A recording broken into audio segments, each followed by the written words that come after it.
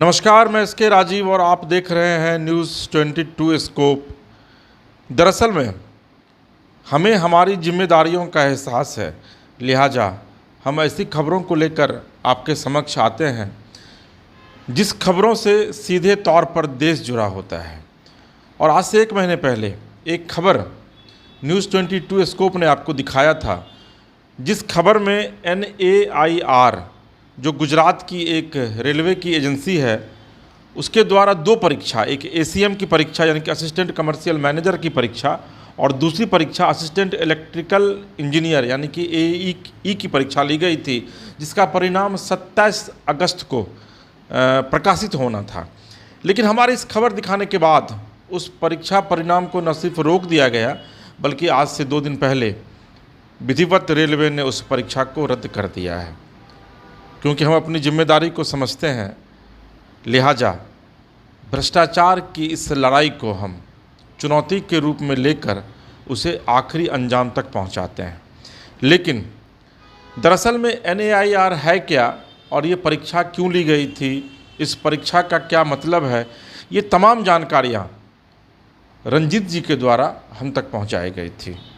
और ये सूचना भी रंजीत जी के द्वारा ही दी गई कि हमारी खबर का असर हुआ और रेलवे ने विधिवत इस परीक्षा के परिणाम को रद्द कर दिया। आखिर क्या वजह है, कैसे रेलवे इस परीक्षा को NAIR के थ्रू कंडक्ट करवाता है, इसमें इसके क्या परिणाम आते हैं और इस परिणाम का क्या इम्पोर्टेंस होता है। और जब ये परीक्षा का परिणाम रद्द किया गया तो उसके बाद रंजीत जी कैसा महसूस करते हैं, क्योंकि इस लड़ाई की शुरुआत रंजीत जी ने की, जिसे अंजाम तक न्यूज़ 22 स्कोप ने पहुंचाया। रंजीत जी, बहुत स्वागत है आपका। धन्यवाद आपका। रंजीत जी, मुझे याद है कि 1 महीने पहले जब आप आए थे तो आपने कहा था कि ये NAIR जो है वो 2 परीक्षा कंडक्ट किया गुजरात में। और जो क्वेश्चन हम लोगों ने देखा था, अभी भी देखिए कि हमारे पास अभी भी वो क्वेश्चन का पूरा एक जो है वो सेट है और 2 सेट है, एक सेट ये है और एक सेट ये है। और ये दोनों सेट रंजीत जी के द्वारा दिया गया था और उसके बाद हम लोगों ने इस खबर को चलाया था, प्रसारित किया था। तो रंजीत जी, पहले तो ये बताइए कि आपने जब मुझे इसकी जानकारी दी तो आप काफ़ी उत्साहित नज़र आ रहे थे और निश्चित तौर पर उत्साहवर्धन होना भी चाहिए, क्योंकि अगर भ्रष्टाचार की इस लड़ाई में आपको जीत मिलती है तो ये सिर्फ आपकी जीत नहीं है, बल्कि यह पूरे देश की जीत मानी जाती है। बिल्कुल बिल्कुल बिल्कुल। मुझे वो माने इसके लिए बहुत दबाव भी था कि मैं इस काम को ना करूं।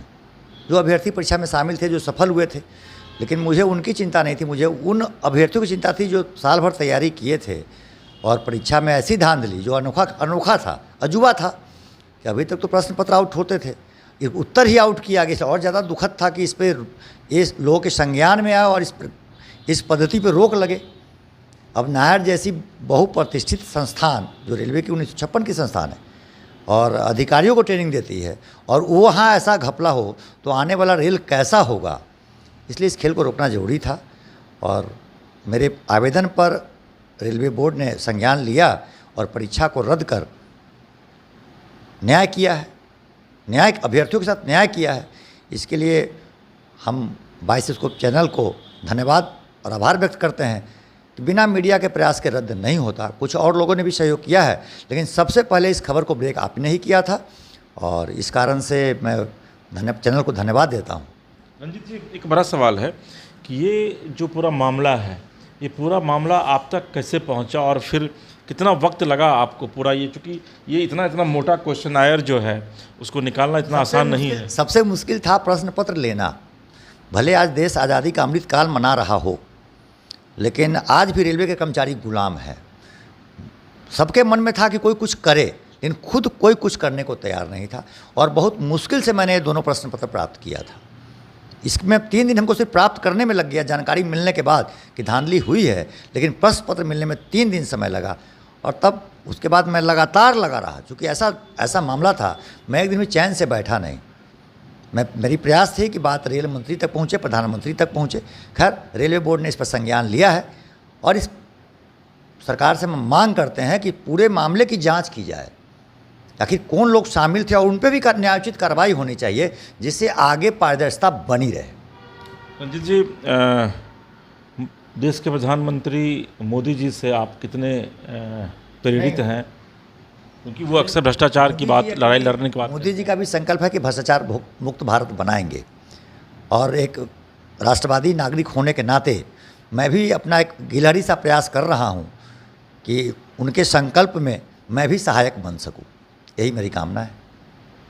रंजीत जी, क्या आपकी ये लड़ाई आगे भी जारी रहेगी भ्रष्टाचार के खिलाफ? निरंतर जारी रहेगी सर। अभी और भी बहुत सारे बड़े बड़े खुलासे करूंगा जो रेल में चल रहे हैं, परीक्षा धांधली से संबंधित ही, और विभागीय पदोन्नति में जो परीक्षा ली जाती है उसमें बहुत जमकर धांधली हो रही है, और इसका भी पर्दाफाश शीघ्र ही करूंगा सर। मुझे उम्मीद है कि आप जो भी पर्दाफाश करेंगे वो बायोस्कोप के माध्यम से ही करेंगे। बिल्कुल बिल्कुल, बायोस्कोप हमारे लिए यादगार है, क्योंकि इतना बड़ा परीक्षा जो कि अखिल भारतीय स्तर पे हुआ था और रद्द होना, अभ्यर्थियों में जो खुशी की लहर है उसको आप देख नहीं सकते, कल्पना कर सकते हैं। नहीं, आपके चेहरे की मुस्कुराहट बता रही है रंजीत जी। हरिवंश राय बच्चन साहब लिखते हैं कि लहरें गिनने से कभी नौका पार नहीं होती और कोशिश करने वालों की कभी हार नहीं होती।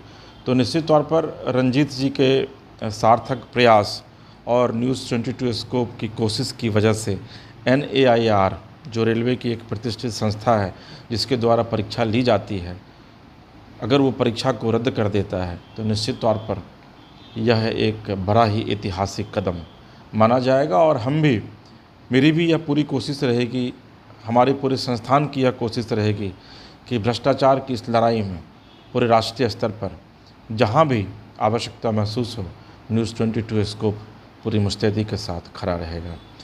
फिलहाल अपने सहयोगी विवेक के साथ इसके राजीव को दीजिए इजाज़त, और आप देखते रहिए न्यूज़ 22 स्कोप। नमस्कार।